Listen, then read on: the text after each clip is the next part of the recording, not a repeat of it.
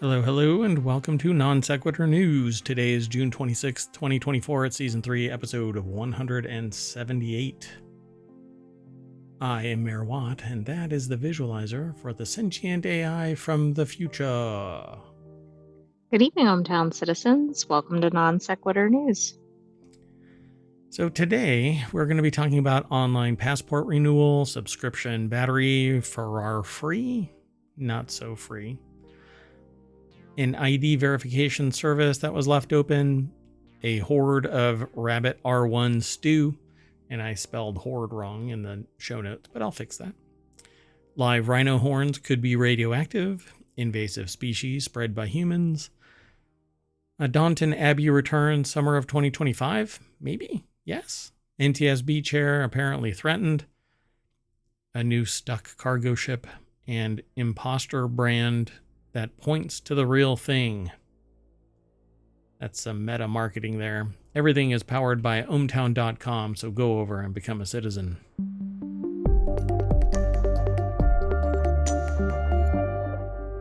All right. Welcome back. I am Mayor Watt, and that is the visualizer.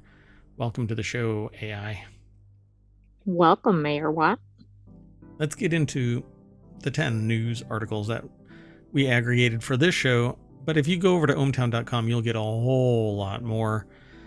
You never know what you're going to get, so go over there and sign up, become a citizen, and you can surf through ohmTown either from the front page like this is, or go into each of the categories, and then if you're interested in a particular topic, you can go into each one of these shows. They are actually shows that I want to bring here to Twitch and YouTube.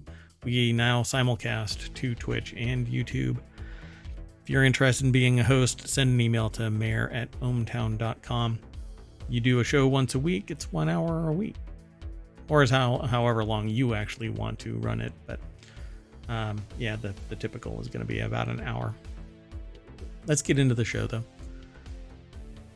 The first article is over in Technology Today. It might actually show up in the weekly show, Technology Today, but depends on the news that gets aggregated throughout the week. So renewing U.S. passports is now possible online, but only for a lucky few. You'll need to log into MyTravelGov. It's a website at a specific time during a very small window for applications. Doesn't this seem like it's like, okay, on the third Thursday of the month at 3:09 in the morning or something? Yeah. For 1 minute. It's kind of like the Non Sequitur News show is number one in the comedy channel category on Wednesdays at 5:10 p.m. on the East Coast, but only on days that end in Y with a blue moon and high tide. So this is kind of interesting. So Peter Butler over at cnet.com put the article together. I thought this was kind of weird, so I had to grab it. Very specific. Renewal applications open each day at 1 p.m. Eastern and closes it when it reaches an unspecified number. How many minutes do you think that is each day? Well, I didn't know it was at like a set hour or whatever. Having gone through something similar, the line, there had to have been 40 people waiting in line for not passports, but a government document. And it says opening 6 new passport agencies across the country and relaunching a beta version of its online passport renewal system. So 6 whole new passport agencies. Dear God, say it isn't so. MyTravelGov, the website for U.S. State Department's Bureau of Consular Affairs, first introduced online passport renewals back in 2022 and had multiple open windows for the pilot program before it shut down last March. For this beta release, a certain number of applicants can apply each day during a limited midday Eastern time window. The thing about it is that essentially for them to do background checks, they're part of a SCIF, and so they have access to the historical record of the person they're looking up, everything that's available, and they verify but they also ask questions like, are you a criminal? And of course, everybody jumps up and says, yeah. Not only am I a criminal, I'm a really effective criminal or frequent criminal or whatever. Yeah. And what's really weird about this is, like, I would love to be able to joke about this a little more, but I know that if I say certain things that it'll come back to haunt me because somebody will make some video of me saying something. But me even talking for the last 2.5 years online could result in somebody doing a deep fake of me, saying whatever. But so how does the new online passport renewal system work? Most U.S. citizens currently renew their passports by printing and filling out a DS-82 and then mailing that form with a new passport photo and renewal fee. That I didn't know. Maybe, no. I've never filled out a DS-82 to renew my passport and mailing it in. Every time I've ever had to do this, it's been in person. And yeah, it's without a credit card or a debit card. You have, or even online ACH, you have to file a check or money order, which is, again, weird. But anyway, pardon me. The State Department is sticking to its routine service for passport renewals, whether they're online or by mail. That means you'll receive your new passport in about 6 to 8 weeks, no matter how you apply. It's interesting. So who's eligible? Go and check this link out. You'll want to have more specifics. I don't even know if you'll have an area where you can do this, let alone meet the window. It's not really a target-rich environment to go and find these places where you can renew your passports online, or I should say. Well, it's interesting too, because there was such a push to get, like they opened it before, and then they closed it, and then they were like, "Hey, all the deadlines are like it's taking forever." So then I think there was a mad rush of people doing it not online. So it'll be interesting to see what happens here. Yeah, I don't know what led them to stopping it, but I certainly think that the idea of this is sound, but oops, 1 second. The idea behind this makes sense, but I don't know if they can do an adequate job of the background check and the data matching and the person looking okay on the camera and holding up your ID. And I don't know, are they going to actually do any of the background check anymore? Or is it just seems like you're going to, right? You have to be 25 years old. I think they're going to do all the normal stuff behind the scenes, but the difference is you don't have to necessarily mail in stuff. Gotcha. So I think this is just like the form, maybe, but. Interesting. So you also have to, your current passport must be at least 9 years old and have been issued within the last 15 years. You have to still have your existing passport, and it can't be mutilated or damaged. So what was that one? There was a person that took their passport to travel and their dog had chewed the corner and they invalidated right? it. Yeah. They couldn't use it. If Which anything, I didn't realize till we saw that article. If anything, that would make me feel like it's more secure because the dog, verified. Who would sit there and allow their dog to chew on it? Well, right. I mean, that's not very bright, but. Yeah, definitely not somebody that's trying to break into the country or something. Anyway, pretty cool. I'm all for advancing technology, but not at the cost of security. So I hope that they're following everything. Peter Butler over at CNET, by the way, is the one that did this article. I don't recall if I said it at the beginning. Let's keep going though. The next article is, I think I did, but the next article is over at the Mobile channel. Ferrari is to offer a €7,000 subscription fee to replace electric car batteries. Does this sound familiar? Except the aggregator grabbed this in a wonky way, but Ferrari is to charge its customers €7,000 or 5,900 pounds, which is somewhere around like, I think it's 7,600 or something like that, US dollars. But it's an annual subscription fee in exchange for free battery replacements amid fears of burnout in its supercars. Yeah, you're right.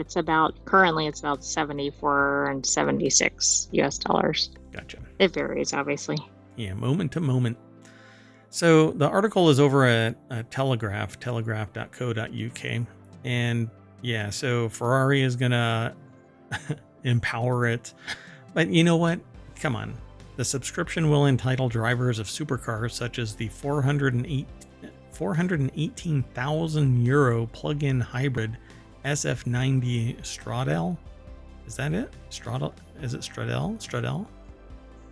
You know, if you can't pronounce the car, €418,000 is probably not the least of my worries.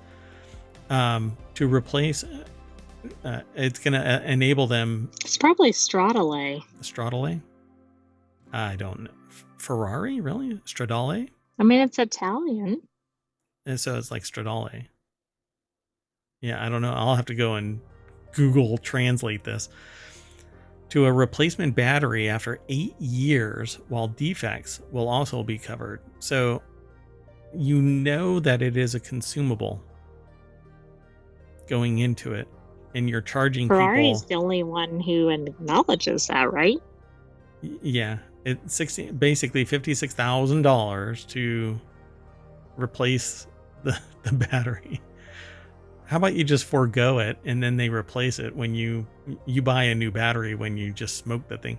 But I guess over the 8 years, a second battery pack will also be covered after 16 years, but you still have to pay the €7,000 every year. Oh, right. I mean, at that point, you hope you're replacing the battery, right? It's like other forms of insurance. You're spending a lot and maybe not getting anything in return for it. God. Life choices, folks. All right, let's move on to the next article. The next article is over. Oh, and by the way, if you type in !NSN for non sequitur news, you'll get all of the articles links. I already posted it in the chat. And on top of that, you can hit !pod. That will give all of the podcasts. We have 7 of them. And if you want to get the rest of the show notes, you can just type in !show notes. And it will give you the commands for the rest of the show's show notes. So this next article is over in the Wanted channel, and that's one of our shows. It's one of our 7 shows. Just like 4-Wheel Tech is. Oh, well, this one was actually aggregated into Mobile, but anyway, we have 4-Wheel Tech as well. Anyway, the Wanted channel, it's all about things that Mayor Watt and the sentient AI from the future wants, but we know what's on the top #1 list for the sentient AI. They're still looking for their Terminator body, but some AI robot manufacturer hasn't made it yet in our timeline. In their timeline, yeah, maybe so. Oh boy, oh man, that had a knowing maybe so kind of tone to it. So an ID verification service that works with TikTok and Twitter left its credentials wide open for a year, according to 404 Media, which is funny because 404 is file not found. Yeah, I like that name. Yeah, I like it too. So an ID verification company that works on behalf of TikTok and Twitter and Uber, among others, has left a set of administrative credentials exposed for more than a year, as reported by 404 Media. The Israeli-based Audix, AU10TIX, verifies the identity of users by using pictures of their faces and driver's license, potentially opening up both to hackers. Good God. At this point, I think everybody should assume all their data is everywhere in the world, multiple places. Well, I know that mine is. So, Lawrence Bonk over at Engadget.com put the article together. The deck statement says this means that hackers could potentially have access to sensitive data like driver's licenses, not to mention their authentication mechanism. So, quote, my personal reading of this situation is that the ID verification service provider was entrusted with people's identities and it failed to implement simple measures to protect people's identities and sensitive ID documents. Mossab Hussein, the chief security officer at cybersecurity firm Spider Silk, who originally noticed the exposed credentials, said. How did they discover this? Yeah, that would be interesting to know. The set of admin credentials were left exposed, led right to a logging platform, which in turn included links to identity documents. There's even some reason to suspect that bad actors got a hold of these credentials and actually used them. Well, that if one person found them, somebody else found them. No shit news at 8:22. Is it 8:22 already? So if hackers got a hold of the customer data, it would include the username, date of birth, nationality, ID number, images of uploaded documents. It's pretty much all an internet golem would need to steal an identity. All they would have to do is snatch up the credentials, log in, and start wreaking havoc. Yikes. That's what the article says. If you want to know more, follow the link through ohmTown, or just go over to Engadget and type in ID verification service, and I'm sure that you'll find it there. Let's keep on going unless you want to say something about it.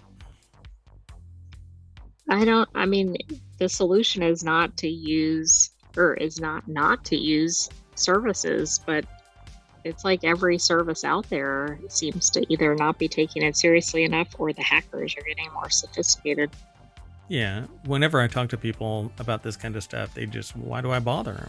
Well, because if everybody bothered, then this wouldn't happen as often. It would take a real numbnuts, kind of a thing, or somebody really determined to get to somebody, and it's usually somebody else's fault. Like, I may be secure, but the person who is the human on the other end of a customer complaint phone call may fall prey to a phishing attempt because they know enough about me to obtain personally identifiable information and then substantiate any inquiry. Hey, where do you live? Oh, X, Y, and Z. Okay, what's your mother's maiden name? Oh, X, Y, and Z. Yeah, then it's that person's fault. But I'll end up paying the price because, bank account will get drained, or somebody will buy a car, or like one person put my name down as the father for their child.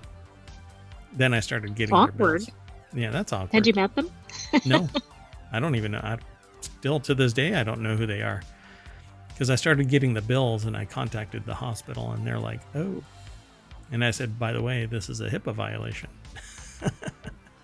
Oh yeah, I wonder if you got listed on somebody's birth certificate even, or just in the insurance. No, that's my understanding, is they put me down as the father. So yeah, it was more than just the billing address. Yeah.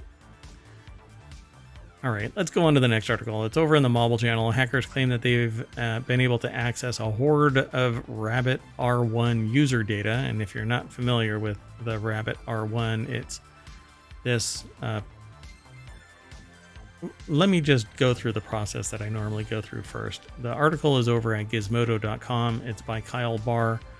And the deck statement says a small developer collective claims that there's long been a giant hole Rabbit's security, or in, I think there's been a giant hole Rabbit security. I think there's a missing in there. Though Rabbit continues to say it was not aware of any compromise. Doesn't matter. There was a hole, and the hoard of Rabbit R1 data may have been exfiltrated. Who knows? So the Rabbit R1's shell was designed by Teenage Engineering, a company with a truly minimalist design. According to a group of hackers, the device's security was similarly minimal. They updated it today, just after noon. They say, however, there's a new twist. The group now claims that it also had access to Rabbit's internal messaging service. And the hackers and developers collective Rabbitude told Gizmodo that Rabbit finally revoked the original 11 Labs API key, allowing them access to users' AI responses and the device's voice model. So this thing was a wide open bug. for how long? Do you think this is related to the last article? Because this seems kind of similar. It does seem similar, but I don't think it's two different companies unless Rabbitude was using... Or no, what is the name of the company? Mm, Oh, 11 I think Labs. you're right. Oh, Yeah. okay, yeah. The other company was 11 Labs. So the other one was Audix or something like that. So the group wasn't ready to take Rabbit off the hook and shared it had yet another API key that was hard-coded into the Rabbit. This one was for SendGrid, the email service used for r1.rabbit.tech subdomain. The hacker group said the domain houses spreadsheets containing sensitive user data. God. Spreadsheets? Ay. I know, if that's their level of sophistication, that may explain some of this. Yeah, because there's a lot of talk about it basically being a script monkey. It basically would just take voice commands and then attach to well-known AIs and run scripts, but it was slow. It got it wrong. Its interface was horrible. It might still be out there. I'm not sure if it's still for sale. I haven't bothered. I never liked the design. I never liked the implementation, and so I never bothered going down this route. $200 minimalist AI doohickey called the Rabbit R1, promised that it would be your go-to AI companion. Right out of the gate, people thought that it sucked. Some people thought that it was... It does look like it's still on sale on their website. Gotcha. And so when you really get into this, when you get into the content behind the scenes, you find tech blogger Ed Zitron has already detailed the company's transformation from working on a crypto metaverse project to its AI device. YouTuber CoffeeZilla, which typically does more in-depth investigative journalism, or at least investigative aggregation, also broke down some of the more concerning aspects of the device, including some serious data privacy concerns after looking at Rabbit's code base. He mentioned things malicious actors could use to get access to all of the replies the R1 has ever given. So I haven't actually been following CoffeeZilla, but others have all taken note about the, let's just say, budget elements of the R1. But it is a startup, so I'm sure that there are people out there that are expecting this thing to perform and return an investment. Good luck. Yeah, the way that you interacted with this thing is really weird. It has a It's little almost too analog, right? Yeah, yeah. And it's supposed to be minimalist, but when it's a little too minimalist, it's almost like a toy. Let's keep going though. The next article is over in the Mobile channel. Scientists inject radioactive material into live rhino horns, making them poisonous to humans because, well, people have been killing rhinos and grinding up their horns because they are supposedly have relationship improving and health improving medicinal. That's why they're going extinct. I didn't even know that was the reason. Yeah. So it's basically medicine in some countries are based off of rhino horns. Scientists in South Africa are now injecting the horns of live rhinos with non-toxic radioactive isotopes to make the horns unfit for human consumption and allow for easier tracking at international border crossings, according to a press release from the University of Witwatersrand in Johannesburg. The article is over in Gizmodo.com, and Matt Novak is the author, and they've got a picture of somebody from apparently Colorado State University about to drill into a horn. Oh, they already did. They drilled into a horn so that they can inject a radioisotope pellet into the horn. They don't feel anything up there. Like, not until it's down here in the root of the horn do they feel anything, but they know what's going on. It's a pretty sad state that they have to do this, but if this doesn't harm the rhinos and this deters people, I think this is good. Yeah. Well, I mean, you'll know who is sitting there drinking rhino horn tea because they glow in the dark. Launched on Tuesday by University's Radiation and Health Physics Unit, RHPU, the program has been in the works for several years as a way to fight back against poachers who sell the horns, which are often smuggled out of the country and used as alternative medicine therapies. Humorously dubbed the Rhizotope Project. Now, low doses of radioisotopes are being drilled into the horns of 20 sedated rhinos, whose health will be monitored for the next 6 months. If successful, the program will be expanded to include elephants and pangolins, as well as other plants and animals, according to University. Yeah, pretty wild. Yeah, all for the horns. This almost belongs in Reality Hacker, just because it seems so dystopian. The International Rhino Foundation reports that nearly 500 rhinos were killed in South Africa in 2023, an 11% decrease from 2022. There is an estimated 16,800 white rhinos and only 6,500 black rhinos left in the entire world. And South Africa alone has 80% of the world's white and 30% of the world's black rhinos. Pretty amazing that these are the lengths that we have to go to. Let's keep going. That silence is basically us being stunned that this is what we have to go through. Right. I mean, this is so extreme. So the next article is over on Technology Today. 1,000 times faster. Humans are helping invasive species spread at alarming speeds. Native species are unable to migrate quickly enough to escape the disruptions caused by climate change, a team of scientists from around the world recently announced. Pardon me one second. Sorry about that. That didn't help. So, University of Massachusetts Amherst put this article together. It's over at scitechdaily.com. So let's see here.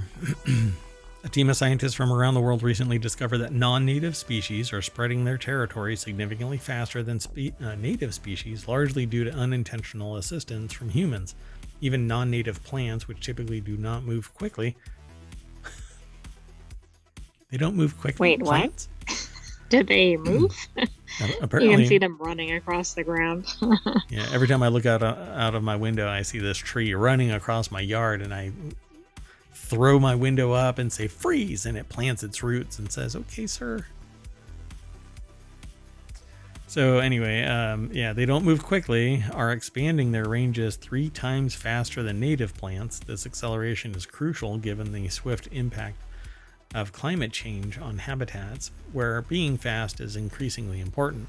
To survive, plants and animals need to be shifting their ranges by 3.25 kilometers per year just to keep up with the increasing temperatures and associated climatic shifts. So, climatic. Shouldn't that be climatic? It's not climatic. I think so, right? Because it's just climate. It's not climax. Yeah. Climatic shifts. All right. Yeah, it's climatic shifts. Anyway, let's just move on. I'm easily amused by things to the point where it's distracting. Quote, we know that the numbers of invasive plant species are increasing exponentially worldwide, says Bethany Bradley, professor of environmental conservation at UMass Amherst and the paper's lead author. Quote, we also know that the plant nurseries are exacerbating the climate-driven spread of invasives, and that confronting invasives is one of the best ways to prepare for climate change. What we want to find out is how fast both native and non-native species are moving right now, and how far could they go. So apparently they have the potential for non-native introduction at a rate of 1,000 times faster. Is that what I'm reading right? If 1 is the standard native spread, the non-native introduction is 1,000, over 1,000. And that's like across the board. Maybe because it doesn't have any kind of predators. competition. Yeah. Yeah. Interesting. Like all of these are almost at one. Some are actually below. Like monocot plants doesn't even exist in terms of movement. They rely on something else, like consuming them, and then an animal depositing them somewhere else. You know? So non-native species, however, are spreading at about 35 kilometers per year on their own. When the human role in spreading non-native species is taken into account, then the rate jumps to an astronomical 1,883 kilometers per year, 1,000 times faster than the rate at which native species are spreading. Yeah. So they have a graph here that shows it, a chart. I can see this happening because what ends up happening is ships bring invasive species of all kinds along with them, and then you deal with it. I mean, the whole reason, my understanding is like the black ants, sugar ants, as they're called. Mm-hmm. Those aren't native to the United States. Those little beetles aren't native, the ones with the red and white wings. The spotted lanternflies. Yeah, I tell this story just for a word of warning. If there is one on the wall, don't try to kick it, because what it will do is launch itself directly at your forehead. And then everybody around you goes, well, there's Marijuana again, acting weird in his yard. Let's go on to the next article. There's not much more to that article other than, now you know. If you wonder what the hell that weird bug is that's in your driveway or in your house, might have been introduced because of climate change.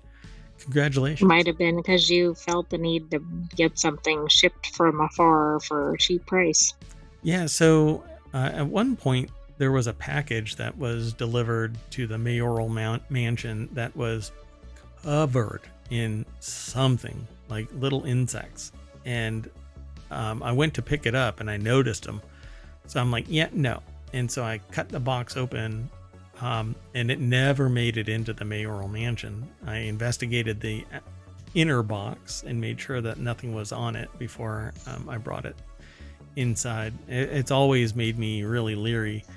And I've heard of other things being attached to some of these boxes that get used for shipping. If it ends up in the wrong spot, it may not be that it comes from the shipper, but because it's put in a container with other shippers, you might get cross-contamination, forensic transfer, if you will. So this next article... Not good. No, not That's at all. how some entire species get established, right? Yep. Bad bat everywhere.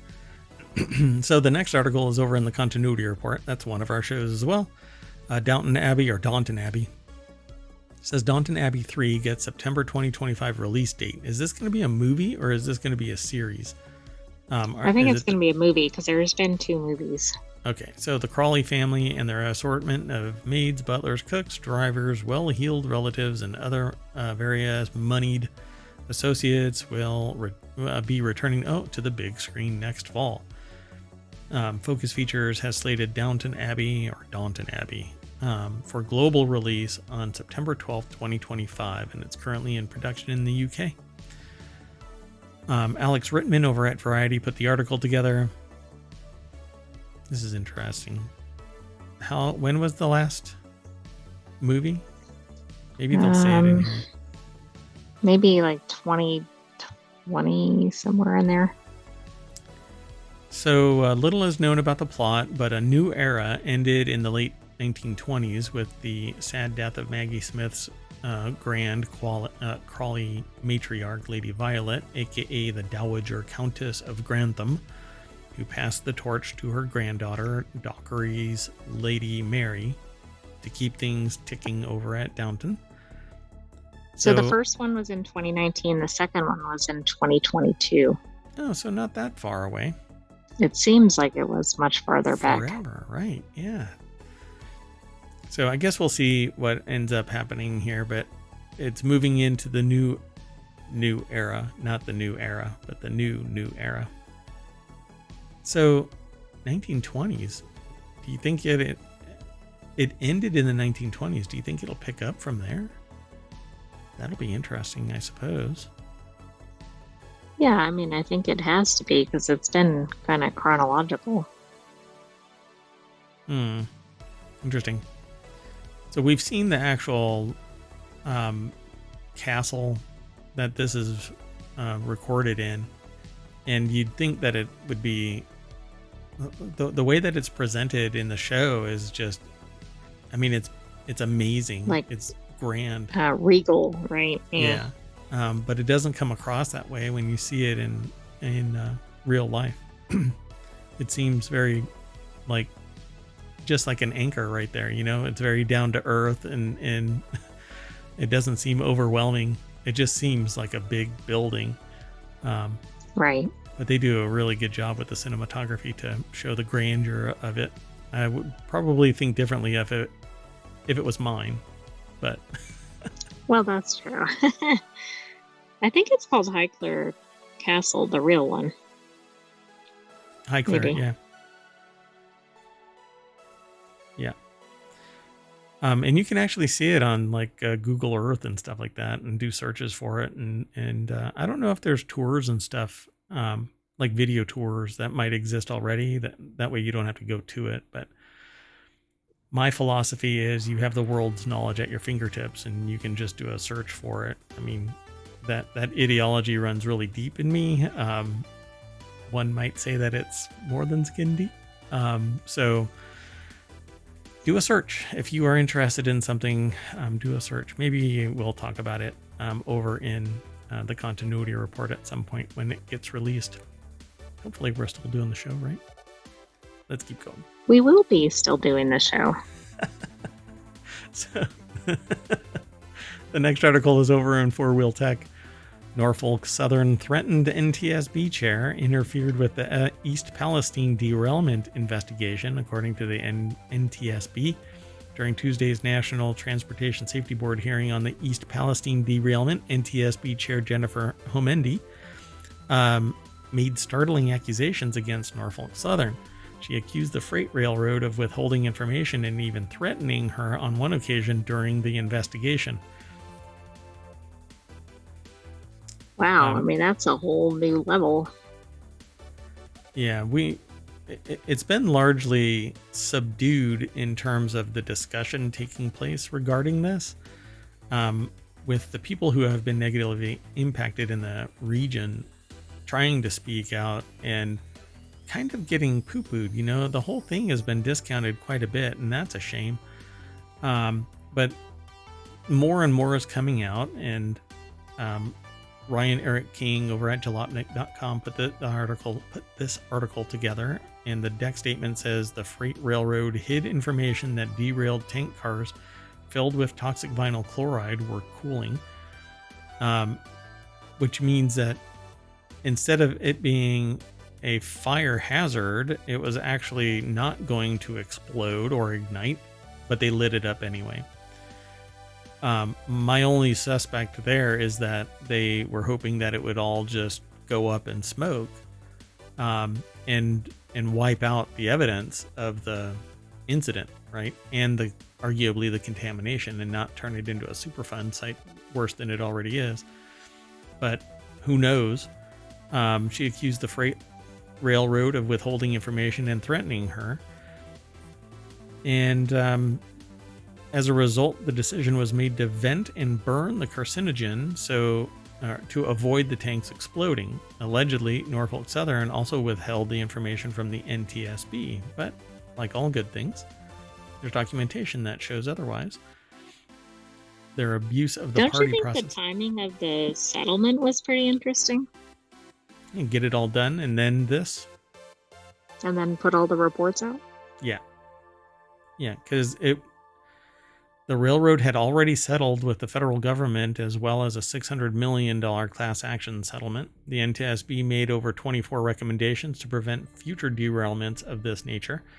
But this may be exemplary of being a bad actor and not operating in good faith. And because they withheld the information, maybe this will open it up again and pierce the veil quite a bit, because if you knowingly withhold information, then any agreement is in bad faith. There's no meeting of the minds, so there's no contract formed, there's no agreement made.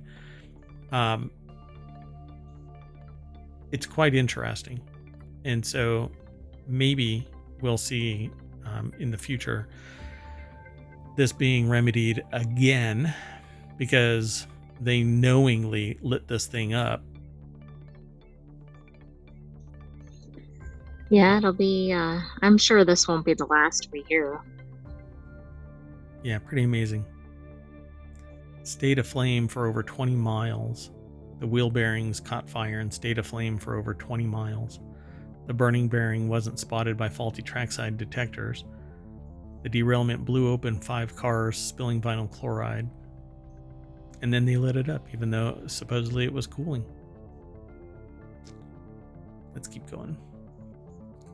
The next article, whoa, what's going on here? Oh. So the next article is over in Four Wheel Tech. That's another one of our shows. That's on Sunday night. New truck cargo ship just dropped. Apparently, according to this article, you sickos love a good cargo ship story. And as the saying goes, if y'all keep on clicking, the ships will keep on sticking. Okay, that's not actually saying, but we do have another stuck cargo ship post for you, and this time it's in England, Cambridgeshire to be exact. So, although it probably this isn't looks going to be familiar, doesn't it? Yeah, how do they jackknife like that? So don't worry though, it's in England and it's managed to get unstuck all on its own, which is brilliant. So there you go. This is probably the one time where you can actually say that this is a nothing burger news story. But it's still interesting, you know, to a degree. How does that happen? Colin Woodard over at jalopnik.com put the article together. Well, and if it didn't get unstuck, it'd be causing some problems like we saw in the other one, even though this may not be a major shipping channel. It may be for them. In true keep calm and carry on fashion, instead of trying to dig it out, authorities just left the ship where it was and crossed their fingers that it would free itself when the next high tide came. Oh, so nature took care of it, not really engineering. 6 crew members and 2 pilots were reportedly stuck on board waiting for their fate to be determined, but the good news is no injuries were reported aboard the 262-foot boat. So what would have happened? Who knows? Wouldn't you know it, the Wiseback Standard reports the Baltic Arrow is now free. If you were hoping for a weeks-long saga of stuck ship interrupting international trade, Jalopnik is sorry for your disappointment. The crew, on the other hand, is probably very excited not to be stuck on a boat in England waiting to be rescued so that they can return home. Yeah, I don't know how much. It says at high water, they were able to align the ship along the river so that they could safely proceed to Wisbech port, where she is currently Yeah, but what moored. caused it to begin with? Yeah, they just say it got Is it high stuck. winds, maybe? They got stuck due to the tide going out. So it probably clipped the bottom of the river a little bit, and that pulled it to one side, and jackknifed it is. Yep. You don't want a big floaty bit jackknifing across the water flowing. Anyway, the next article is over in the Mobile Channel. A protein bar brand created an imposter to guide shoppers to the real thing. When searching for a specific item, navigating an entire store, grocery store can feel like a Sisyphean task, or Sisyphean, if you want to pronounce it properly. One refrigerated protein bar brand found an innovative way of guiding customers to the correct aisle. With the creative agency The Community, Perfect Bar launched Perfect Imposter, a campaign that helps shoppers find the product on refrigerated shelves. This is over in Adweek. I don't know if I'll be able to read the whole thing. The article is over at adweek.com. It's by Sarah Century. The band created a GPS device that looks suspiciously like a Perfect Bar, but is triggered by hidden beacons. which are designed to guide consumers from the room temperature purgatory of the snack aisle to the fresh fridge section. Perfect Bar partnered with Love is Blind star Chelsea Blackwell, who notably received pushback after saying that people told her she looks like Megan Fox, so she's somewhat of an expert on lookalikes, if she does say so herself. I don't know what she looks like. Right, we don't we don't have any idea. Yeah, they don't have a picture of it. So it's sitting on a shelf. You pick it up and it says, this will take you over to where you really want to get this bar. I mean, I think that's kind of clever. It's something different. Is he talking to it? I don't think it's interactive, is it? Oh, that's hilarious. Maybe he's just remarking or something. Oh, that's hilarious. You went too far. Back up. There is audio and a video to this, by the way. So you'll have to go over and check it all out. It's pretty neat. The doppelganger spouts humorous one-liners while guiding consumers to the refrigerators, where they're gifted with a free Perfect Bar for their trouble. The tone of voice for the automated GPS is self-aware, witty, and relatable. Oh, it's her. It's ScarJo. Oh, no. Too soon. No. It's probably not, but because I haven't listened to the video yet. But it is sitting there talking, like saying... That's pretty funny. At the end of the video, a customer just sets it on a counter, pats it, and walks away. There were certainly a lot of opinions when I shared my experience with celebrity lookalikes, Blackwell said in a statement. I'm excited to partner with Perfect Bar to make sure no one gets duped by imposters in the snack aisle, and to hopefully drive unanimous perceptions that freshness belongs in the fridge. That's hilarious. I think that's a pretty unique marketing campaign. So, just to cap this, it says solving a brand problem. Perfect Bar launched in 2005, but according to the brand, grocery store navigation continues to be a notable obstacle when it comes to getting the product into consumers' hands. By the way, I just saw a TikTok. I'm kidding. It's a TikTok. It was a TikTok video of a person who 2 years ago kept their receipt from the grocery store in what cost $125 2 years ago was $480. Oh, okay. Wow. And it looked like the person was about to cry. And I'm like, yeah, believe me, I've been getting bills lately where the bill has gone up. Like one bill literally says, for my safety, they're raising the bill $5 a month. And I'm like, for my safety, you know what's safe? Me being able to keep my money.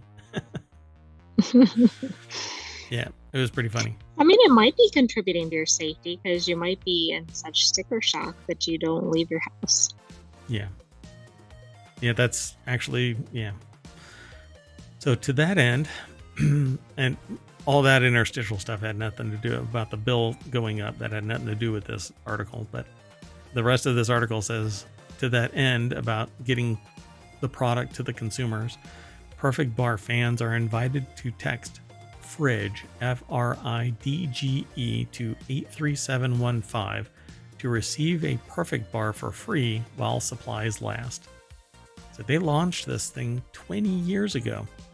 When was the last time you saw a Perfect Bar? I've never heard of a Perfect Bar before this article. Whoops. I don't even know what it looks like. Is that what it looks like right there? Perfect Bar? It's a big white bar that says Perfect Bar on it? I guess so. Is that even available in the US? I don't know. I don't know. I don't know AI. I don't know Margot. Sorry, it's from Christmas Vacation. Anyway. Okay, well that's it. Look at that. We ripped through these 10 articles like nobody's business. Let's use our beacon to get back to Main Street.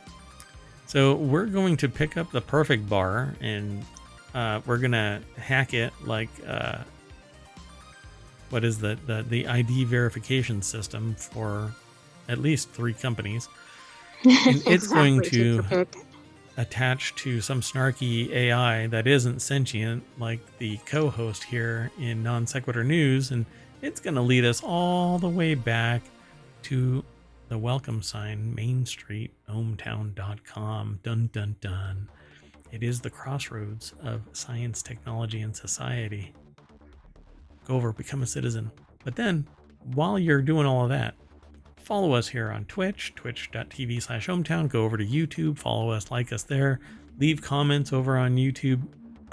Can't really leave comments here on Twitch. Plus, they'll get decimated every 60 days.